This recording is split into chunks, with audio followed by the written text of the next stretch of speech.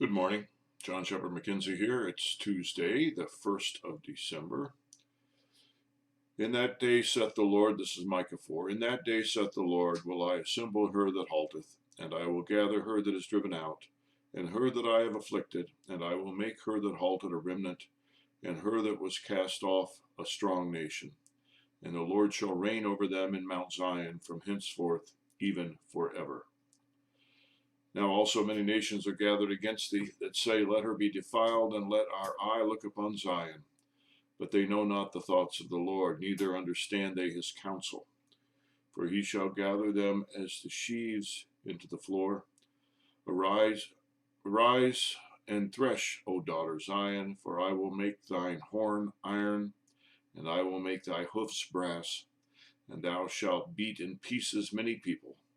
And I will consecrate their gain unto the Lord, and their substance unto the Lord of the whole earth. Well, it's a bit militaristic, but it's certainly a passage that gives hope and gave hope to the people of Jerusalem who were either under exile or on the way back from exile and not making much progress. And it reminds us of a few basic facts of life that the people of faith have known for a long time. And that is that man preposes, proposes, and God disposes. What we think is going to happen may or may not happen. What we think we might be able to get away with, we might get away with for a while.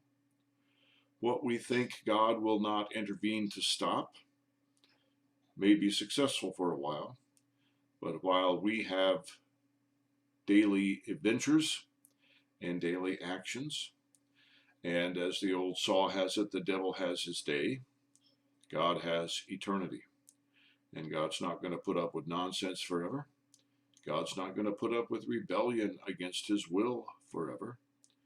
God's not going to let might triumph over right forever. The day of those who have elevated themselves is a limited day, and then the sun goes down. But God's day is eternal.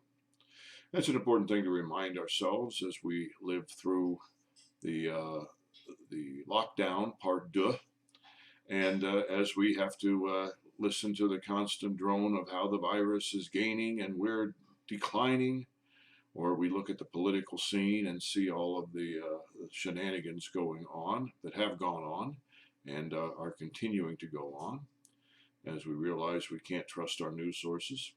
One could get discouraged, one could get depressed, one could give up and say either God is not powerful or God does not care.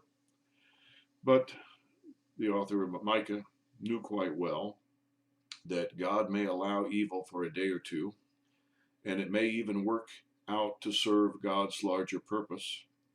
But God's will be done in the end, and God's kingdom will come in the end, and one has only to wait for God, and one's deliverance is at hand. Have a great day. God bless.